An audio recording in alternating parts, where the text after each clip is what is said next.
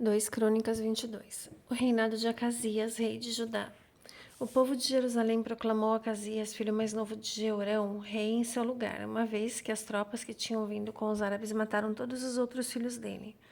Assim começou a reinar Acasias, filho de Jeorão, rei de Judá. Acasias tinha 22 anos de idade quando começou a reinar e reinou um ano até em Jerusalém.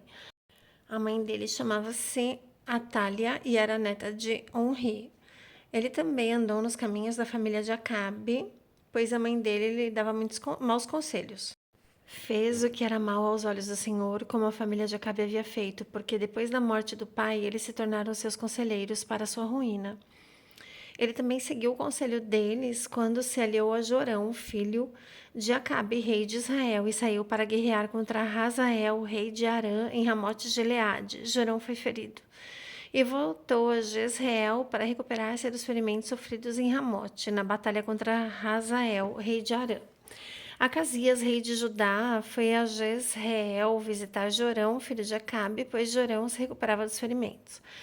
Por meio dessa visita, Deus provocou a queda de Acasias. Quando ele chegou, saiu com Jorão ao encontro de Jeú, filho de Ninzi, a quem o Senhor havia ungido para destruir a família de Acabe. Quando Jeú estava executando o juízo sobre a família de Acabe, encontrou os oficiais de Judá e os filhos dos parentes de Acasias, que lhe serviam, e os matou. Depois saiu em busca de Acasias, e os soldados dele o capturaram em Samaria, onde estava escondido. Levado a Jeú, Acasias foi morto. Não lhe negaram sepultura, pois disseram: ele era neto de Josafá, que buscou o Senhor de todo o coração. Assim, a família de Acasias não tinha mais ninguém que pudesse ser rei. Quando Atalia, mãe de Acasias, soube que o seu filho estava morto, mandou matar toda a descendência real de Judá. Contudo, Jeozeba, filha do rei Jeorão, pegou Joás, um dos filhos do rei Acasias, que iam ser assassinados, e o colocou em um dormitório com a sua ama.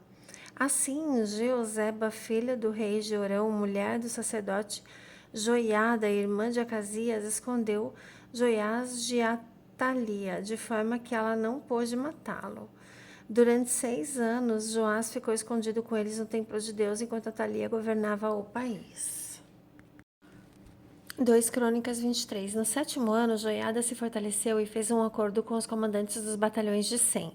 Azarias, filho de Jeroão, Ismael, filho de Joanã, Azarias, filho de Obed, Maazéias, filho de Adaías, Elisafate, filho de Zicre.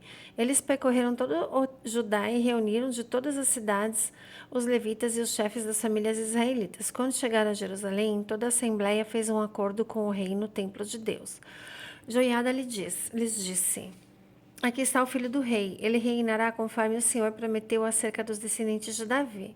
Vocês vão fazer o seguinte: uma terça parte de vocês, sacerdotes e levitas, que entrarão de serviço no sábado, deverá ficar vigiando nas portas do templo. Outra terça parte no palácio real, e a terça parte restante ficará na porta do alicerce, e todo o povo estará nos pátios do templo do Senhor. Ninguém deverá entrar no templo do Senhor, exceto os sacerdotes e os levitas de serviço. Estes podem entrar porque foram consagrados, mas o povo deverá observar o que o Senhor lhes determinou. Os levitas deverão posicionar-se ao redor do rei, todos de armas na mão. Matem todo aquele que entrar no templo, acompanhem o rei aonde quer que ele for. Os levitas e todos os homens de Judá fizeram tudo o que o sacerdote Joiada tinha ordenado. Cada um levou os seus soldados, tanto que os que estavam entrando de serviço no sábado como os que estavam saindo, pois o sacerdote Joiada não havia dispensado nenhuma das divisões. Então ele deu aos comandantes dos batalhões de 100 as lanças e os escudos grandes e pequenos que haviam pertencido ao rei Davi e que estavam no templo de Deus. Posicionou todos os homens, cada um de arma na mão, em volta do rei, junto do altar e em torno do templo, desde o lado sul até o lado norte do templo. Joiada e os seus filhos trouxeram para fora o filho do rei, puseram nele a coroa e lhe entregaram uma cópia do testemunho. Em seguida proclamaram no rei, ungindo-o e gritando: viva o rei! Quando Atalia ouviu o barulho do povo correndo e aclamando o rei, foi ao templo do Senhor onde estava o povo. Ela viu o rei à entrada em pé junto à coluna. Os oficiais e os tocadores de trombeta estavam do lado do rei. E todo o povo se alegrava ao som das trombetas. Os músicos, com seus instrumentos musicais, dirigiam os louvores. Então Atalia rasgou as próprias vestes e gritou: traição, traição!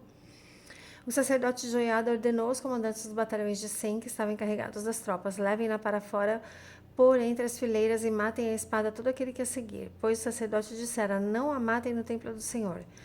Então eles aprenderam a levar a entrada da porta dos cavalos no terreno do palácio e lá a mataram.